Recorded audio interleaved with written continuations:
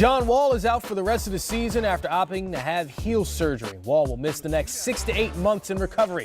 Five-time All-Star is averaging just under 21 points, 9 assists a game. This will mark back-to-back seasons cut short due to injury for the Wizards point guard. Here's Wizards head coach Scott Brooks on what's next in the nation's capital. We're going to need everybody. John is, without me saying it, you guys know it, he's an elite talent. Scorer, playmaker, we don't have them.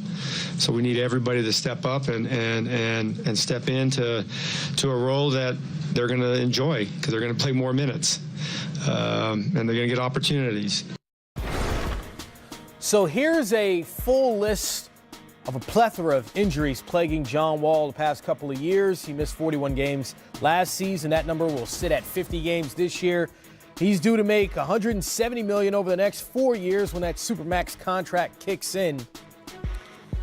GA, when you look at the Wizards situation and the timing of this for John Wall, what's your take on where they stand now as an organization, seeing the money owed to Wall and several other players? Well, listen, you never want your franchise caliber player to have a significant injury, one that's obviously going to take away the entire season. But it is the last year of the deal before his big deal kicks in. You get a chance to get him healthy. And you could also potentially find this team in a position where they end up with a top 5 pick. Because, look, they were, in essence, heading for the lottery with him. And his injuries were significant enough that it also affected how he performed this year. So, I mean, that's the way, from an organizational standpoint, you want to look at it. Let's see what we feel like we can stay with moving forward, and potentially do we end up with a high lottery pick that also may give us a chance to improve. But, you know, his contract's going to be significant. Obviously, they're going to owe Bradley Beal a lot of money moving forward, which I would love to pay those guys because they're great players. The question is, can you develop the rest of that roster moving forward? And that's going to be a big concern for them.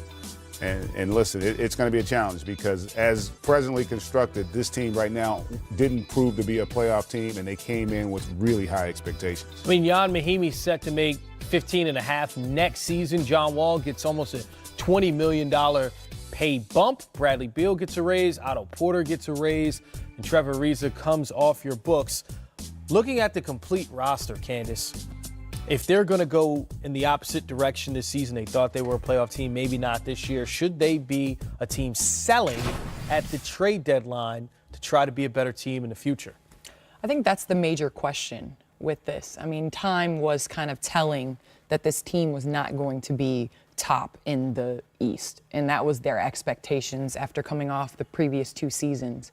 I think the biggest question is, can Bradley Beal and John Wall win you playoff series together? And do you sell now, or do you wait until next year? Because obviously there are teams lined up to acquire Bradley Beal at this point in time.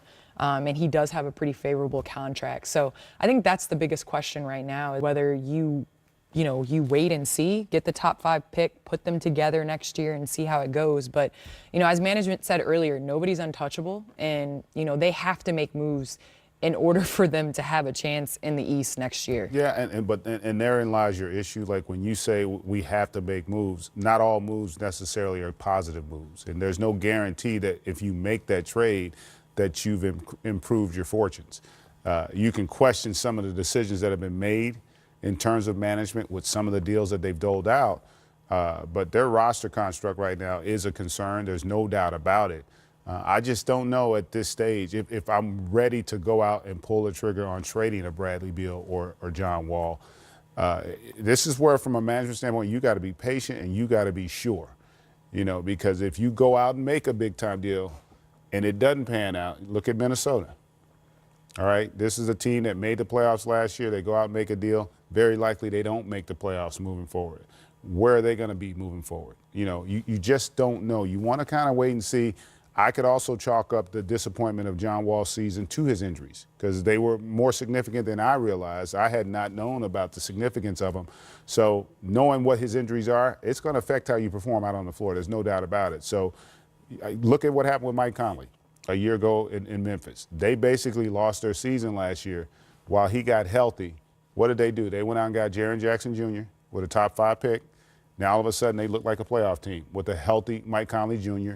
and a healthy Marc Gasol. So sometimes you got to be patient, and it's easy to pull a trigger, but just because you pull it doesn't mean your team's going to be better off moving forward.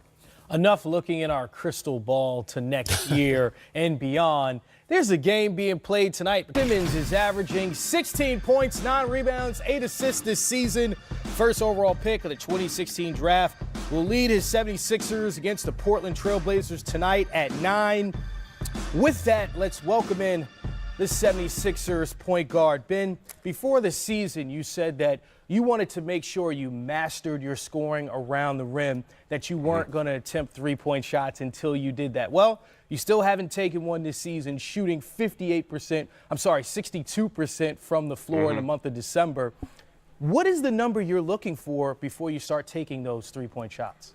I think just getting comfortable with my game and evolving over time. And it starts, day by day. It's not something that I'm just going to jump into and start doing.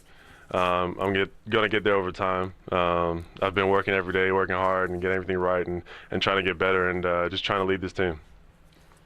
Joel Embiid has talked about how soccer contributed to his ability to move as a big man in this league and move well. Obviously, at your size, your ability 6'10", handle the ball, see the floor, move up and down the court like a guard. What do you think contributed to your ability to be able to do that? I have no idea. I think maybe playing Australian football, I have no idea. I think just as a kid, my dad used to tell me to dribble the ball. And being a 6'10", point guard, point forward, whatever you call it, has its advantages, as you can see. But, I've always been comfortable doing that ever since I was a kid. Hey, Ben, first, I want to congratulate you and commend you on the fact that you didn't allow the game to pressure you to try to do things that you don't do well at this stage. And you understood who you are as a player. And right now, your best way to impact the game is by dominating the paint. So, but knowing that, did you feel any pressure when you came into the league that maybe you had to think about trying to add that to your repertoire? Or were you always comfortable in knowing, I'll get to that at some point. Let me establish who I am, my identity as a player now, and worry about that later?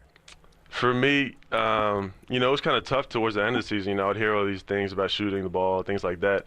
But for me, I took a step back and looked at, what I was averaging, how our team went, how my first season went. And I think we went very well. I think my season that I played was pretty, if you look at the accolades and stats that I had as an individual player, they were great. And I know I'm going to get to that level. It takes a lot of time, work, dedication, all of that. But for me, I think it's just playing the game, having fun, and trying to evolve and not worrying about the outside noise. And we have footage of you. I know you work on the three-point shot, and you're going to continue to put the time in there. But again, to your point, most young players, they tend to focus on their weakness and play to their weakness. You were unique in that regard, in my estimation, by coming in and understanding why you were the first pick. They didn't draft you to shoot threes. You weren't the first pick because of that. Right. You were the first pick because of all those other attributes that your game has displayed over this year and a half that you've been playing the game. So from a coaching standpoint, your coaching staff, do they talk to you about that aspect of it, or do they want you to continue to be who you are and grow in that area? Because you can still improve, even though you've got gaudy numbers, there's still a lot of areas that you can improve in that I'm sure you realize what happened to you guys in the postseason last year. 100%. I think it comes down to just time.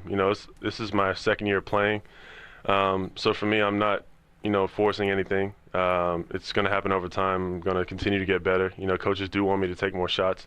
And I think, that's one of the things that I've always looked at as, I don't want to be the selfish guy on my team. But I understand, if it's going to help the team get better, then I'm willing to do that.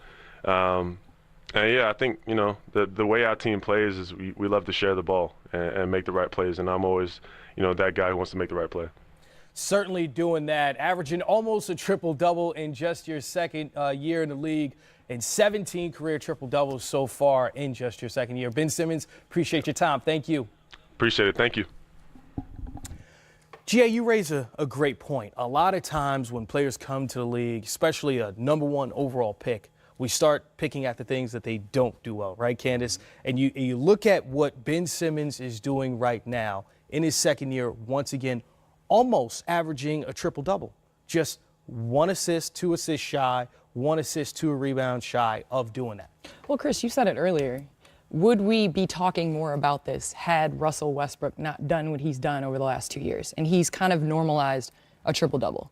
In this era, we've seen guys like LeBron James, like Russell Westbrook, like a Ben Simmons that can come out, even a James Harden, that can come out night in and night out and get their teams defensive rebounds, assists, and points. And, he is 21, 22 years young. I think he might be younger than that. And we're judging a guy that is basically putting up outstanding numbers on what he can't do instead of what he can. He can get to the basket at will. And Philly is still trying to figure it out. I mean, they had a run last year in the playoffs, in the postseason, but they're still trying to balance how they're going to play Embiid and Simmons together. Yeah, and more importantly, I mean, his assists are down a tick, but everywhere else across the board, he's up slightly. And more importantly, he's becoming a better player. And I think it's very true that the best players are the guys who understand who they are and play to their strengths. And the point I made about, they didn't draft him. You see it all the time. Guys will come in, they drafted you because of what you do well, not because of what you might do. You've shown an ability by being the number 1 overall pick that you have special skill set. And that's what he's established. The other thing that's really impressive that gets lost in all this, they won a playoff series in his rookie year last year. And he was an integral part of that. And generally with younger players, even if they have statistical success, they don't necessarily translate that into wins and losses early in their career. You look at the last 2 rookies of the year prior to him, they're in Minnesota. They weren't sniffing the playoffs until they made that trade to get Jimmy Butler. So for him to do what he did that first year with that young upstart group, getting them in the postseason, winning a first-round series, that bodes really well for their development as a core group moving forward.